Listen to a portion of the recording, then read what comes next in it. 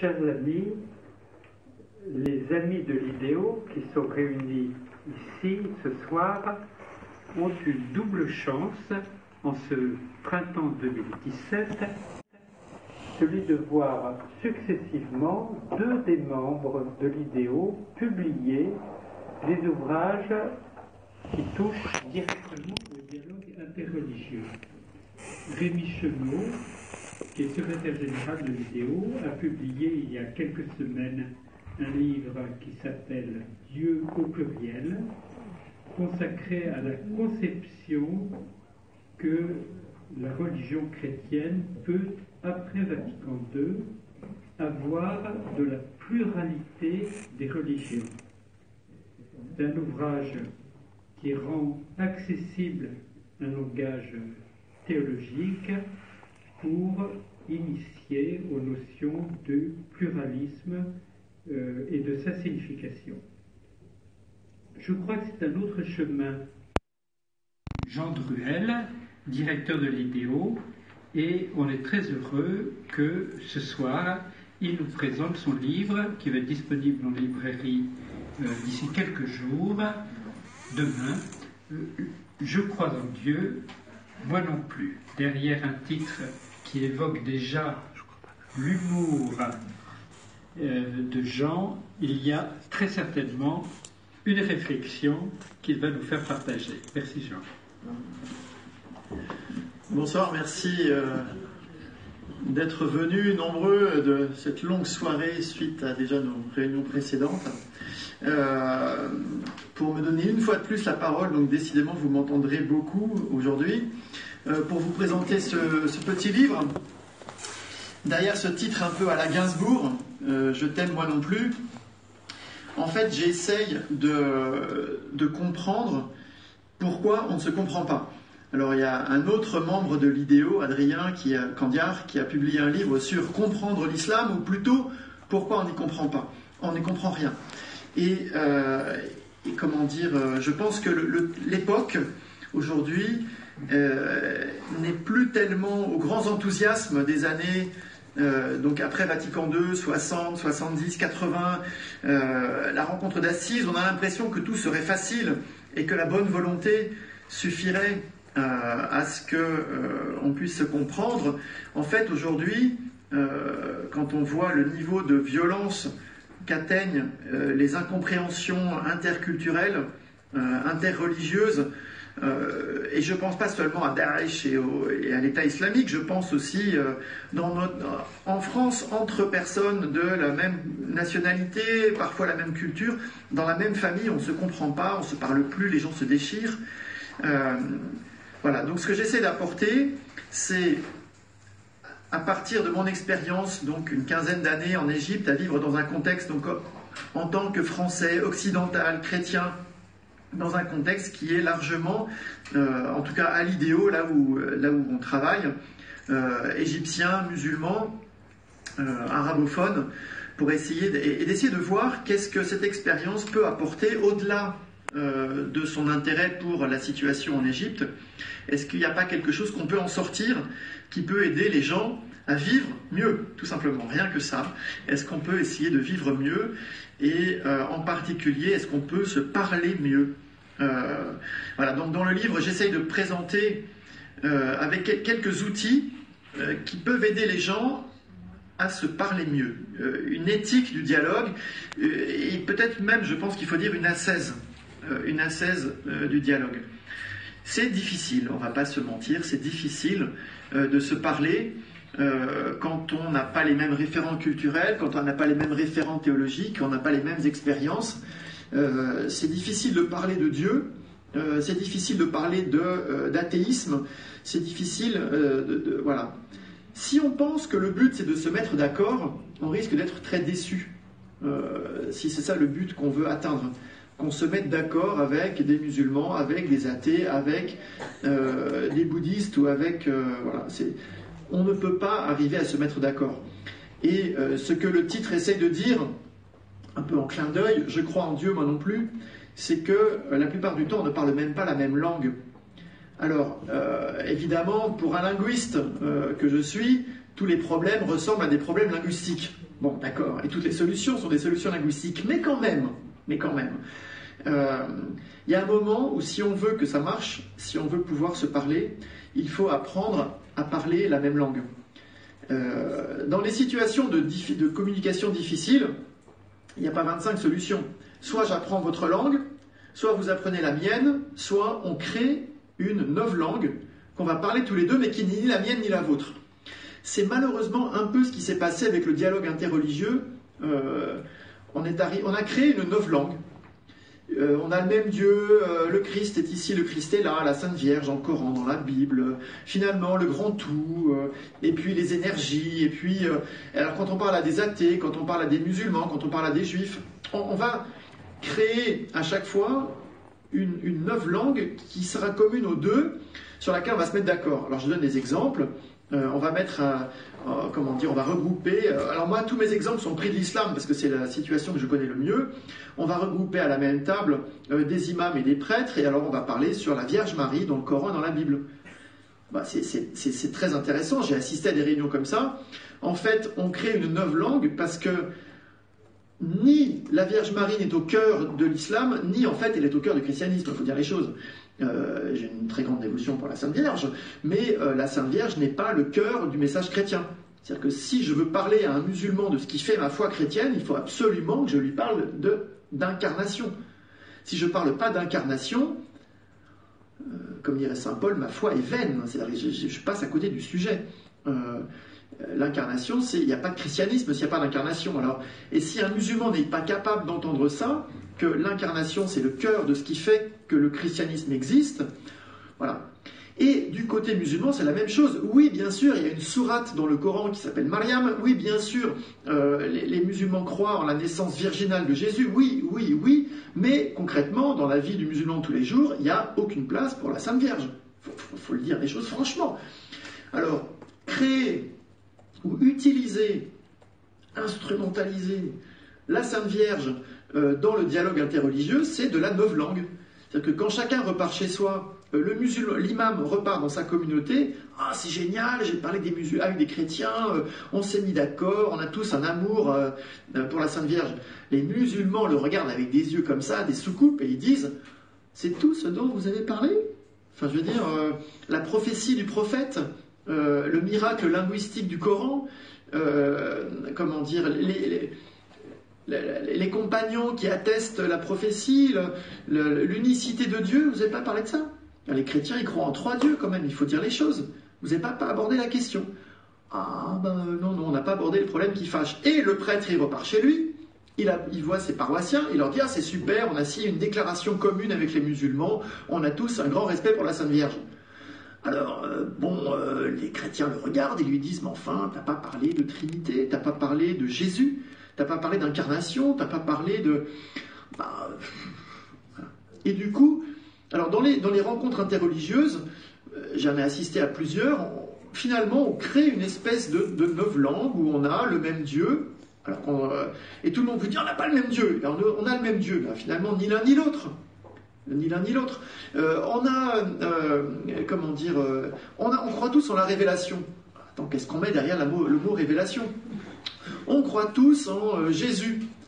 Il faut le dire vite, parce que c'est pareil, Jésus, même si dans le Coran il a une place éminente comme Ruh Allah, Esprit de Dieu, et c'est lui qui viendra à la fin des temps juger le monde, pratiquement dans la vie de tous les jours, le musulman jamais ne parle de Jésus, ou vaguement, et en tout cas n'a pas de dévotion spéciale pour Jésus.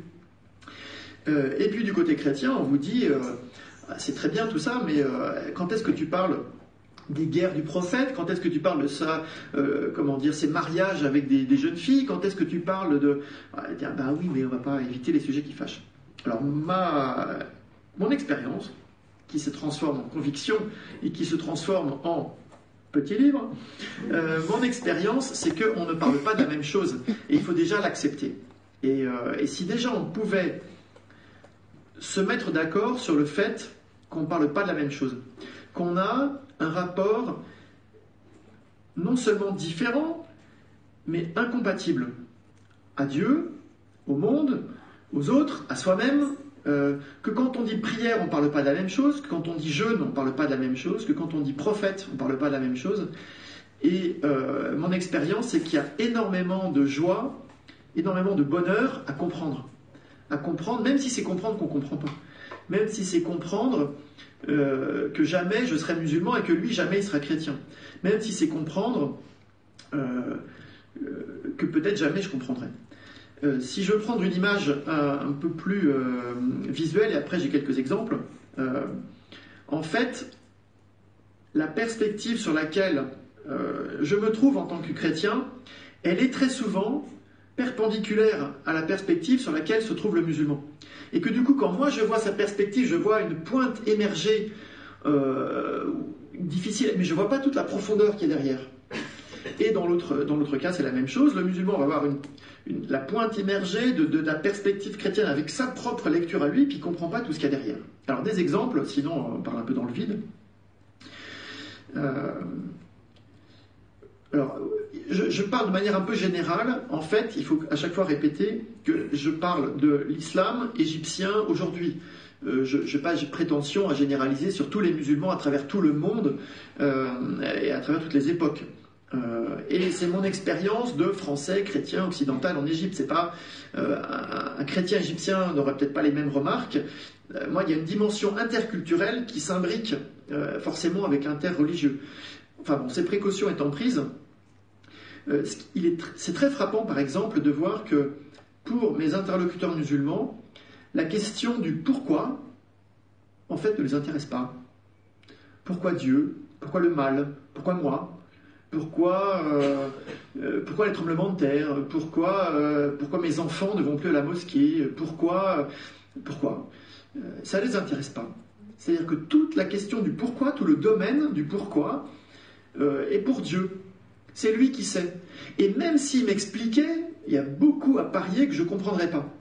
Parce que Dieu est Dieu, son intellect est bien au-delà du nôtre, et que si Dieu me disait un jour pourquoi le mal, pourquoi différentes religions sur Terre, pourquoi la Terre entière n'est pas devenue musulmane devant l'évidence de la révélation prophétique, pourquoi... en fait, je ne comprendrais même pas, donc ça ne sert à rien qu'ils me le disent d'une certaine manière, et ce que j'ai à comprendre, il me l'a dit dans le Coran, et c'est largement suffisant. En fait, la question du pourquoi ne m'empêche pas de dormir. La question du pourquoi, à mon avis, non seulement, de manière un peu stéréotypique, non seulement elle empêche le chrétien de dormir, mais c'est la seule question que Jésus pose en croix. Pourquoi? Pourquoi tu m'as abandonné? C'est la question qui hante la théologie. C'est-à-dire, pourquoi les miracles? Pourquoi le mal? Pourquoi Alors, quelle est la question qui remplit des forums sur Internet et des pages de forums sur Internet? C'est la question du comment. C'est-à-dire, Dieu existe. Dieu tient tout dans sa main. Dieu sait où on va, d'où on vient, etc. La question du musulman, c'est un peu exagéré, mais tous les musulmans ne sont pas comme ça, mais je donne des grandes catégories pour vous montrer un peu qu'est-ce que j'appelle perpendiculaire comme perspective. C'est comment il faut vivre. Comment je dois m'habiller? Si je veux plaire à Dieu, comment je dois prier? Combien de fois? Comment je dois élever mes enfants? Comment est-ce qu'il faut jeûner?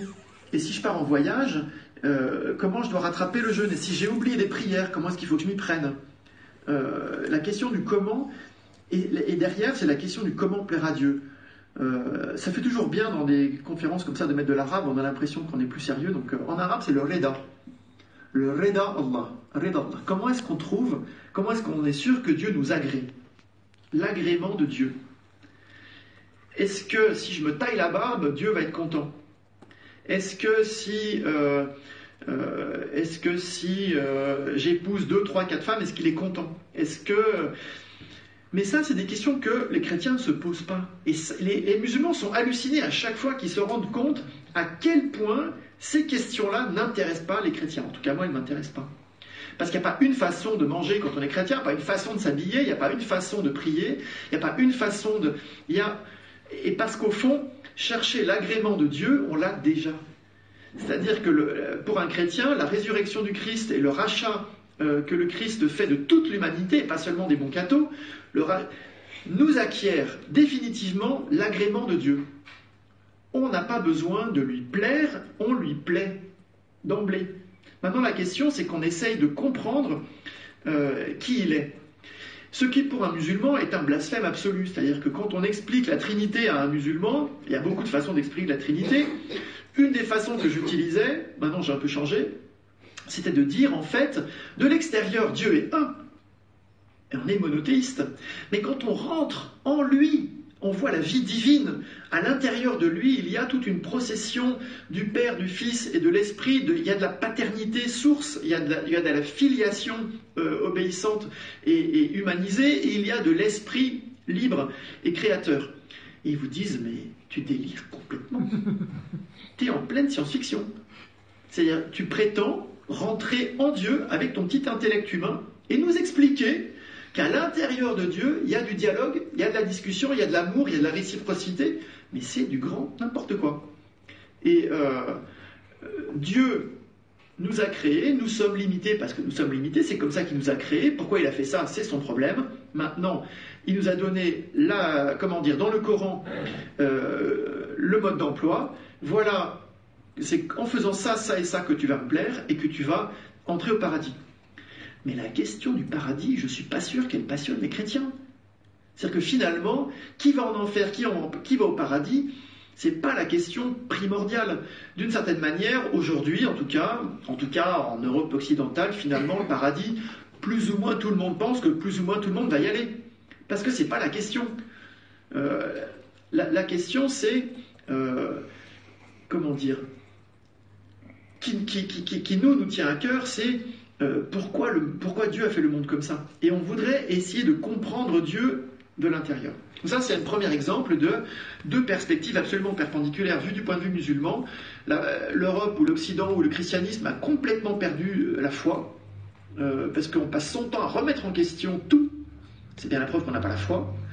Comme par ailleurs, les mœurs sont complètement dissolues en Occident, on a aussi perdu le comment, et donc finalement on n'a plus rien. Et d'un point de vue occidental, chrétien, qui est le mien quand je suis en Égypte, on peut avoir l'impression que l'islam est ultra légaliste, que cette foi, en fait, c'est une espèce de fatalisme total, puisque jamais ils ne la remettent en question, et donc finalement c'est du fatalisme, et ils sont obnubilés par des questions purement juridiques, de la taille de la barbe, et de la façon de faire la prière, et on ne voit pas la richesse qu'il y a derrière. Mais d'une certaine manière, de la même façon que eux ne voient pas la richesse qu'il y a derrière. Alors je ne dis pas que l'Occident n'a pas perdu la foi, je ne dis pas que les mœurs sont dissolues en Occident, mais enfin c'est la partie supra-minoritaire et émergée d'un iceberg qui cache des merveilles de liberté, d'autonomie, de réflexion, de puissance de l'esprit, etc., en Occident. Et chez eux, des richesses insoupçonnées de cohésion sociale, de finesse des rapports humains, de foi confiante, quoi qu'il arrive, finalement d'un rapport entièrement confiant et donné à Dieu, qui nous sont globalement aveugles. Et voilà. Ça, c'est un exemple. Donc, on ne se comprend pas parce que on ne parle pas la même langue. Alors, qu'est-ce qu'il faut faire ? Le dialogue, il y a parfois des gens qui me posent la question, comment est-ce qu'on fait pour dialoguer avec quelqu'un qui ne veut pas ? Eh bien, on ne dialogue pas. Le dialogue n'est pas une arme, il n'est pas une tactique, il n'est pas un ouvre-boîte qui va pouvoir faire sauter les résistances chez mon interlocuteur. Le dialogue, ne peut naître que dans la confiance, dans une certaine amitié, dans une connivence intellectuelle, humaine, spirituelle, et ça suppose qu'on vit ensemble, éventuellement, qu'on partage les mêmes rues, les mêmes quartiers, les mêmes écoles. Ça suppose une certaine convivialité, pour pas dire convivence, sinon il ne va rien se passer. Enfin, c'est-à-dire, ça reste assez théorique.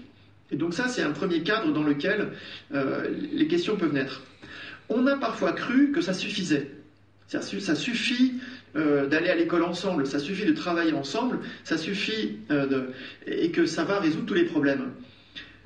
Moi, je pense que ça ne les résout pas. C'est-à-dire qu'en fait, souvent, et on peut voir quand même chez nous, et en Égypte on le voit aussi, En Égypte, vous avez des chrétiens qui sont là depuis 2000 ans, les musulmans qui sont là et qui se sont progressivement convertis à l'islam. Les quartiers sont très mélangés, tout est mélangé, les gens ne se connaissent pas. Ça ne suffit pas de vivre ensemble. Ils sont dans les mêmes écoles, dans les mêmes boutiques, dans les mêmes... Voilà, ça ne suffit pas. Ils ont beaucoup de clichés les uns sur les autres.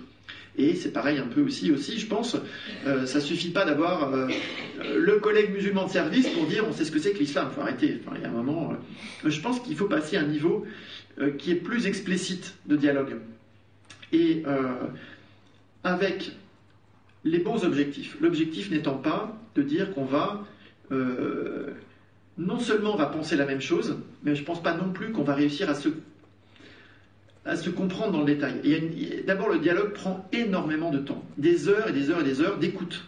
Et il faut apprendre, c'est peut-être paradoxal, mais il faut apprendre aussi à écouter. Et à poser des questions discrètes et à écouter. Et à être prêt à entendre ce qu'on ne voit pas. Et pour faire ça, il faut retirer ses lunettes, parce qu'elles nous empêchent de voir. Si on dit, si on attend... Je vais donner un autre exemple, parce que ça suffit la théorie. J'ai assisté une fois à une discussion interreligieuse. Comment dire, c'était dans le nord de la France, il y a quelques années. On parlait du pèlerinage. Encore un exemple typique de la novlangue. Donc, le pèlerinage comme point commun entre chrétiens et musulmans. Très bien, c'est vrai, le pèlerinage.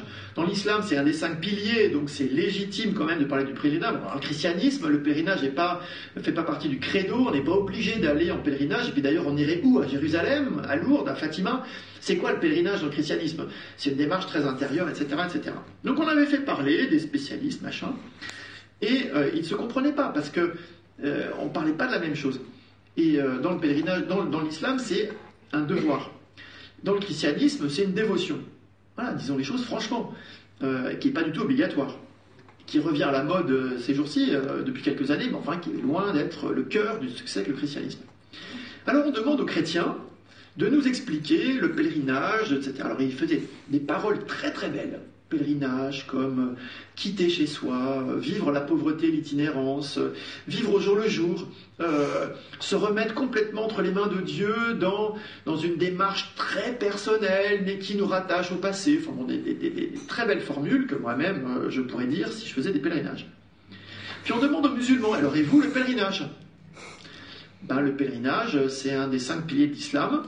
Donc tout musulman qui en a les moyens financiers, qui ne met pas sa famille en péril s'il le fait, est censé accomplir son islam comme un devoir pour aller à la Mecque. C'est tout? Oui, c'est le pèlerinage musulman. D'accord, donc... et vous avez, je sais pas, qu'est-ce que vous avez ressenti? Vous l'avez fait, vous? Oui, je l'ai fait. Et vous avez ressenti quoi? J'ai ressenti que je l'avais fait.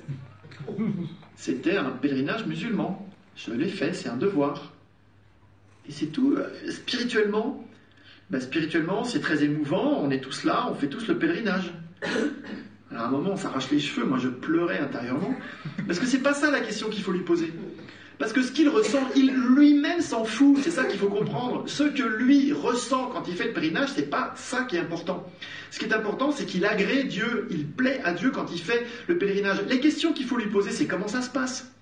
Comment est-ce qu'on s'habille? Comment est-ce qu'on rentre en état de ihram? Comment est-ce qu'on arrive à la Mecque? Sur place, concrètement. Qui nous décrivent le processus.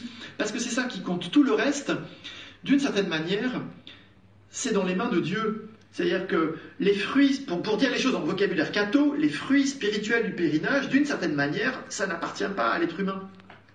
Alors bien sûr, alors des musulmans de culture occidentale, ils vont peut-être vous servir le discours que vous voulez entendre en tant que catho occidental, c'est-à-dire c'est magnifique de voir tout ce qu'on ressent quand on est là-bas, mais voilà, le musulman égyptien de base à qui vous posez la question, il n'a même pas les mots pour le dire.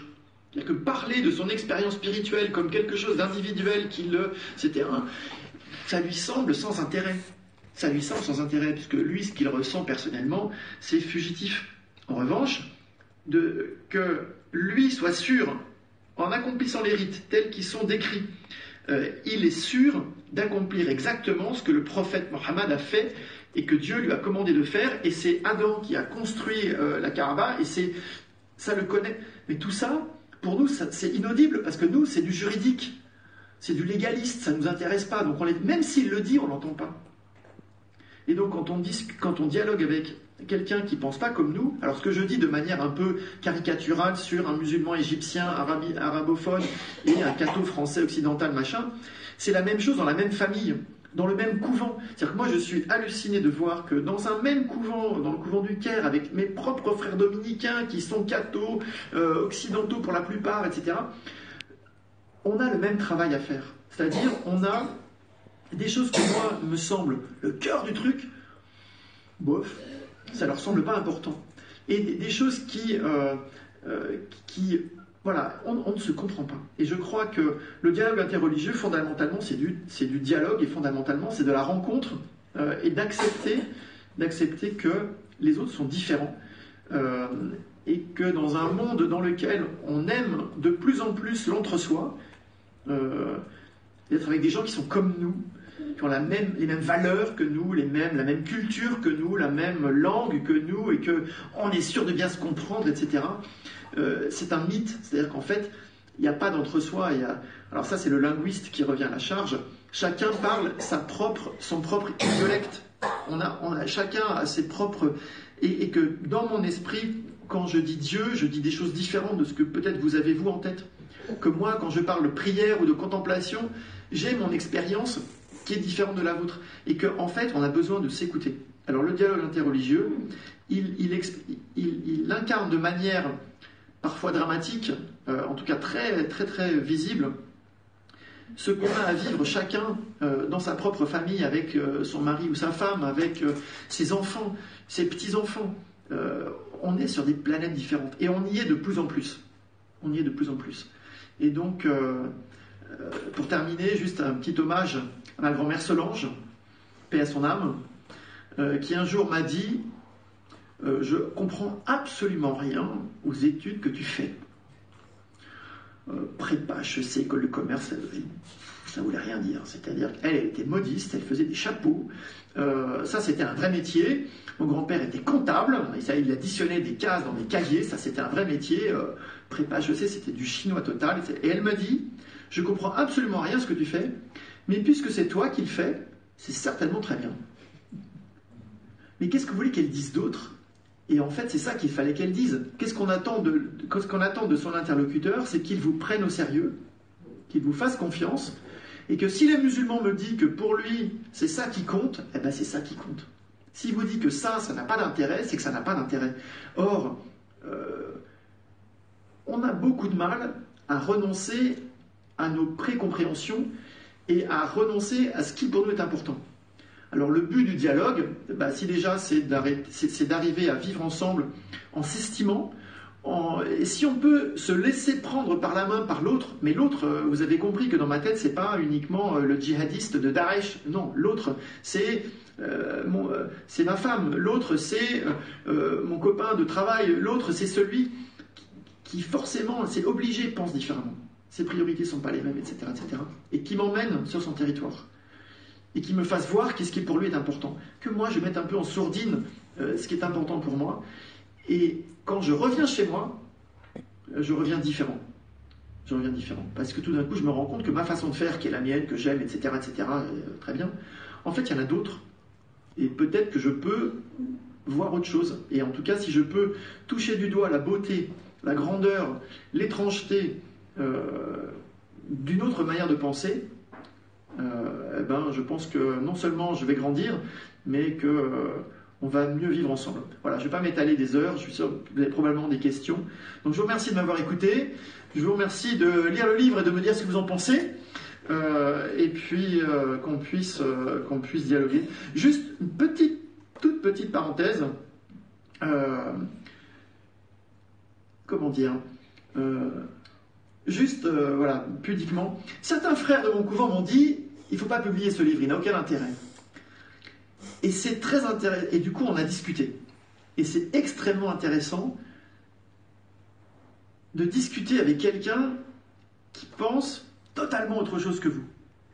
Et voilà, donc je crois que j'ai acquis un peu d'humilité en me rendant compte que peut-être que ces frères qui sont brillantissimes et pour qui ça n'a pas beaucoup d'intérêt, je pense que ça m'a aidé à voir que j'ai le droit de penser ce que je pense, j'ai le droit de parler de ce que je parle, ce dont je parle, et voilà, de le partager. Vous avez le droit de ne pas l'apprécier. Je vous demande même de me le dire, parce que si vous ne me le dites pas, jamais je pourrai progresser. Voilà, je vous remercie.